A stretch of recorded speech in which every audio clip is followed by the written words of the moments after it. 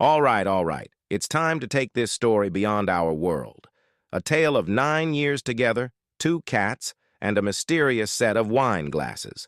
A picture-perfect scene of domestic bliss, or so I thought. But in this universe of right and wrong, does the concept of a perfect relationship even exist? My attempts to keep things together led to an unexpected revelation. The house plumbing was what revealed my partner's affair. I ended up leaving her and exposing her betrayal. I'm a 44-year-old man, and my partner, Amy, is 34. We've been together for almost 9 years. We've never married, and honestly, it hasn't been an issue for us. Our families know each other and occasionally spend weekends at our place.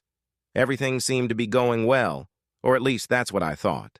We don't have children, but we share 2 cats and a mortgage. Amy contributes to it occasionally, but most of it is on me. If I had to describe our living arrangement, I'd call it comfortable. At least that's how it felt to me back then. The first time I met Amy was at a playground. I was there with my niece, and Amy was there with a friend who had kids. I don't even remember how the conversation started, but I do remember not wanting it to end. At that point, I'd been single for a long time, and my past relationships hadn't been great. But what struck me about Amy wasn't just her youth. She was significantly younger than me, but the way she spoke. It was refreshing in a way I hadn't experienced in years. Back then, I avoided any involvement with younger women. It wasn't something I sought out. But our conversation that day was different. There was something engaging about her. I worked a lot, traveled for my job, and when I wasn't working, I preferred to keep to myself. Relationships just weren't on my radar at that time. At the park, I tried to ask for her number, but she didn't give it to me. Honestly, I wasn't surprised. Still, I wasn't ready to give up so easily. I happened to know the friend she was with at the playground. A week later, I found myself back there, this time without my niece, who had returned to her parents. Amy wasn't there, but her friend was. I played my cards right and eventually managed to get Amy's number from her friend. It wasn't easy, but she admitted she was tired of hearing Amy complain about being alone and thought we might actually hit it off. I texted Amy, and we arranged to meet almost immediately. Our first date was at my place, and things escalated quickly from there. Within 6 months, she had essentially moved in. I didn't ask her to. It just happened naturally. She already had a toothbrush, some clothes, and other belongings at my place. Slowly but surely, she stopped going back to her apartment. When her lease was up, it made sense for her to stay. At the time, it felt great. No more lonely nights coming home from work trips. She was there, and her office was closer to my house than hers. Life felt settled and routine, or so I thought, until everything unraveled. I slowly began to notice that something wasn't quite right. At first, I tried to brush it off, convincing myself it was just my imagination. Sure, she had been going out with her friends more often and coming home later than usual, but I didn't think much of it. She's younger than me, and I figured it was normal behavior. I'm aware of the age gap between us, and I know many people might criticize me for it. But I've always believed that some differences naturally come with the territory in such relationships. I also knew that I didn't really fit in with her circle of friends, and perhaps that's why I always let her have her freedom. I've never been the clingy type or someone who tries to control their partner, but the changes in her behavior were sudden and unusual. Still, I trusted her, because she had never given me a reason not to. I've always been the kind of guy who handles small repairs around the house. I don't have any professional training, but with a little help from the internet and common sense, I can usually fix most issues we face at home. About a week ago, I returned from a business trip. I was supposed to be away for 2 weeks, but I managed to wrap things up early and came home a week ahead of schedule. I thought surprising her would make her happy. When I walked in, she looked genuinely surprised, but her reaction wasn't what I expected. Instead of being thrilled, she seemed a little annoyed and on edge. It was odd, but I shrugged it off, thinking I might be reading too much into it. The next day, while she was at work, I decided to fix the kitchen sink, which had been leaking for a while. It wasn't a major issue, just one of those small annoyances I'd been putting off. As I worked under the sink, I noticed something strange tucked away behind the pipes. 2 wine glasses. Each glass still had a little wine left in it. I froze for a moment because I don't drink wine. I've never liked it. I've always been a beer guy, and I don't even need a glass for that. Amy drinks wine, but she has a favorite wine glass, a gift from her best friend, that she always uses. These glasses weren't hers, and they certainly weren't something we'd ever used before. In fact, I didn't even know we had glasses like that in the house. That's when it hit me. Something was definitely wrong. But I didn't confront her about it immediately. I didn't want to come across as suspicious or paranoid. If I started questioning her about 2 random wine glasses I found under the sink, I knew it could lead to an argument, and I wasn't ready to deal with the emotional fallout just yet. Instead, I decided to pay closer attention. I figured I could gather more information before jumping to conclusions or making accusations. I started noticing little things I hadn't paid attention to before. She had become increasingly protective of her phone and other personal items. She was also going out more frequently than usual. Wednesday and Friday were her girls' nights, and she would get fully dressed up, claiming she was meeting her friends at some trendy bar or restaurant. I only started noticing these changes because before all this, I was so overwhelmed with work that I never asked too many questions. But after finding those wine glasses and observing her behavior changes, I finally decided to start asking questions, albeit a little late. The same week I found the wine glasses, I casually asked her where she was meeting her friends. She gave me the name of a restaurant. About an hour after she left, I decided to check if she was really there. Years ago, we had enabled location sharing on our phones for emergencies, though I had never used it before. This time, I decided to check. She wasn't at the restaurant she had mentioned. Instead, her location was pinging at a duplex across town. For the next few Wednesdays and Fridays, I kept an eye on her location. Each time it was the same. She was always at that duplex. I didn't know who she was visiting, but I knew for certain that she was lying to me because she definitely wasn't at any restaurant. I felt awful, like my world was falling apart. It was devastating to realize how oblivious I had been. Who knows how long this had been going on? I was angry, and I needed to know who she was seeing. After doing some online research, I found out that the duplex had 2 tenants. One was a woman whose name I didn't recognize, but the other tenant's name was Jake. That name caught my attention. Using the information I found online, I looked up Jake's Instagram. His profile was full of selfies and exuded a cocky vibe. He looked much younger, probably around the same age Amy was when we first met. Amy had never mentioned Jake's name before, which only made the situation more suspicious. I wanted so badly to blame it on a glitch in the location sharing feature or some kind of misunderstanding. But deep down, I knew the truth was staring me in the face. The next time she left for one of her girls' nights, I installed a small GPS tracker in her car. When I checked the tracker, I saw that she had gone straight to Jake's place. At that point, I couldn't deny it anymore. Amy was cheating on me. But here's the thing. I didn't want to confront her without being fully prepared. I wanted more proof, and honestly, I didn't even know how to start the conversation. So now, I'm asking for advice. What should I do in a situation like this? How do you even begin to process something like this?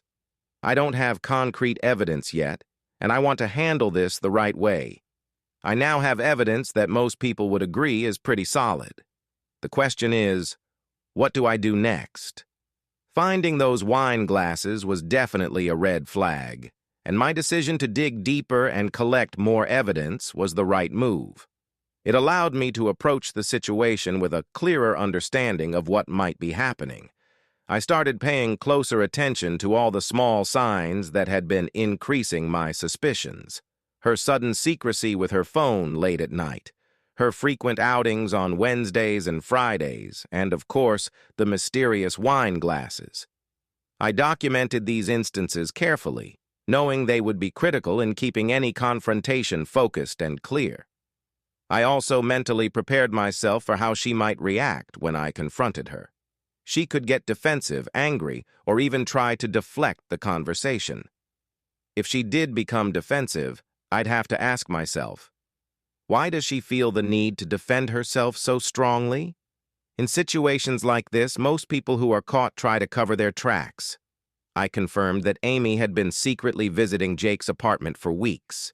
I decided that I couldn't just sit back and do nothing. Many of you suggested staying calm, gathering more evidence, and not blowing up the situation too quickly. That's exactly what I chose to do.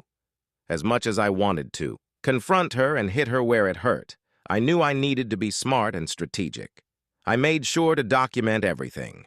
I took screenshots of the location sharing feature on our phones, which showed her consistently going to Jake's place instead of the restaurants she claimed she was visiting. I also photographed the GPS tracker data, which clearly showed her car parked at the same apartment every Wednesday and Friday night. I saved all of this evidence in a folder on my phone and backed it up to my cloud account for added security.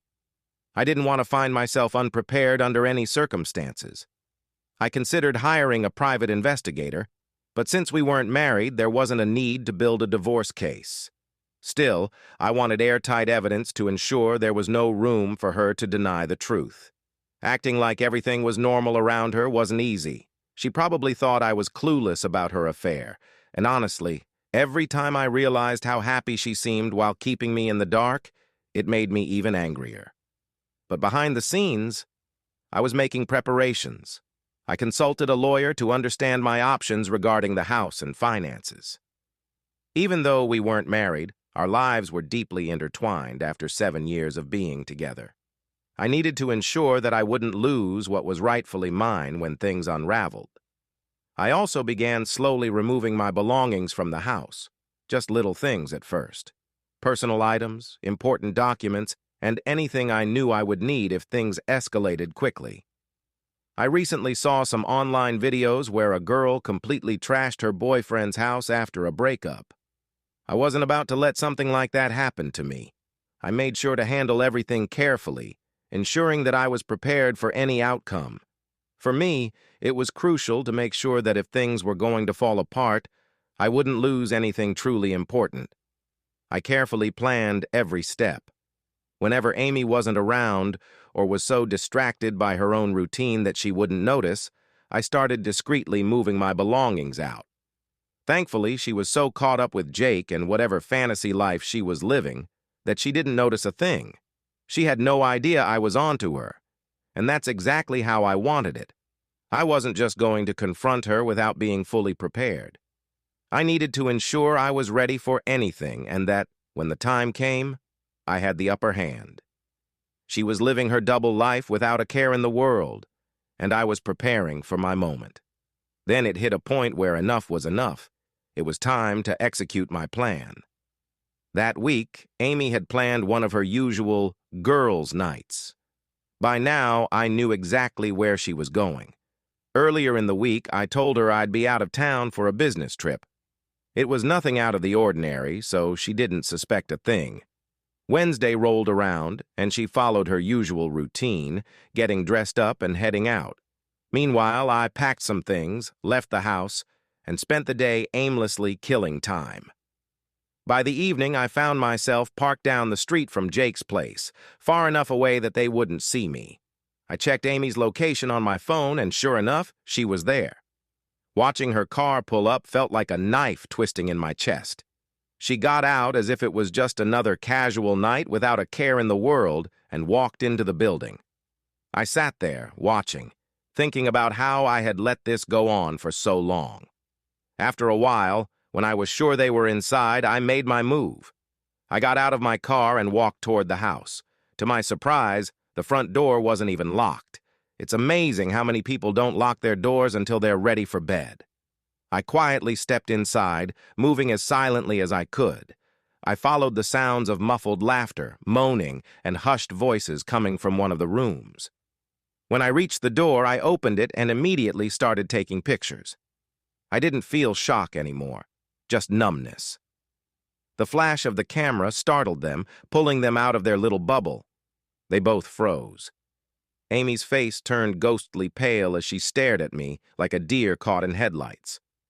Jake just sat there, probably trying to figure out if I was going to hit him or worse. I wasn't even sure if he knew Amy had a partner. I didn't say a word. I didn't feel the need to. I turned around and walked straight out. I left the house and went straight to a motel.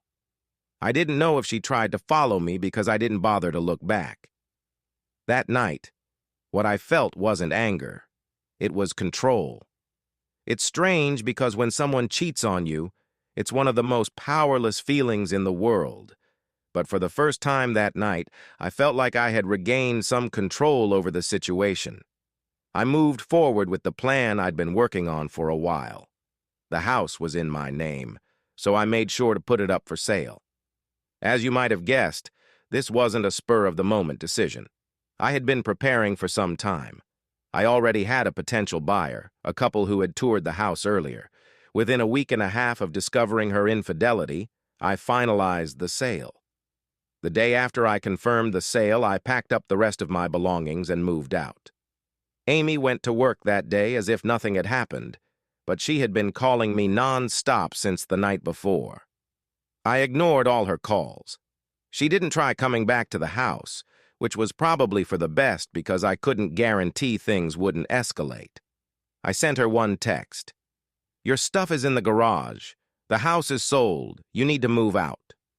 Then I blocked her number. But I wasn't going to leave without ensuring she knew exactly what had happened and why. I printed screenshots of the GPS logs showing her visits to Jake's apartment, the photos I took of her in bed, and the time-stamped receipt for the house sale. I taped all of it to the front door where she couldn't miss it. Frankly, I didn't care if someone else saw it before she did. I also made sure her family knew the truth. I created a Dropbox link containing all the evidence and sent it to her parents, her sister, and even her best friend. They could see every single piece of proof. No lies, no excuses. I hesitated before taking this final step. It wasn't easy, but eventually I hit send. I knew there would be consequences for me, but I also knew I had to do it. I'd deal with the fallout later. That night, my phone wouldn't stop ringing. And no, it wasn't just Amy. Her family, my family, they were all involved. I only answered my mom's call. She told me how Amy had been calling her, even crying to my dad, trying to explain that I had misunderstood everything. I had to calm my mom down and explain everything to her, the cheating, the lies, the sneaking around, and why I did what I did. This wasn't something that happened overnight. It had been going on for a long time. My mom said she didn't like the way I handled things. She thought I should have just talked to Amy instead of exposing everything the way I did. On the other hand, my dad didn't say much, but I could tell from his tone that he was proud of how I handled the situation. I can only imagine what Amy must have felt when she saw everything taped to the front door and realized her family knew the truth. Her entire world must have collapsed right then and there. Her family's reactions were a mix of trying to guilt-trip me and begging me to take her back. They called and texted me, explaining that she made a mistake and deserved another chance. I guess things didn't go as planned with Jake. I mean, with me out of the picture, she could have been with him openly. But apparently, it didn't work out. Maybe Jake just wanted something casual and entertaining without the drama. Once the excitement wore off, he probably bailed on her. Now Amy has resorted to emailing me. Most of her emails are just her begging for another shot, saying how sorry she is and how much she regrets everything. But in a few of them, she tried to spin the blame on me. She claimed that I wasn't moving forward with marriage and kids fast enough, and that's why she did what she did. She even said we weren't truly committed to each other in a meaningful way, and I should welcome her back to fix things. Honestly, I don't care anymore. I only skim through her emails to see what she's saying before immediately deleting them. Almost a decade of my life is gone, time I'll never get back.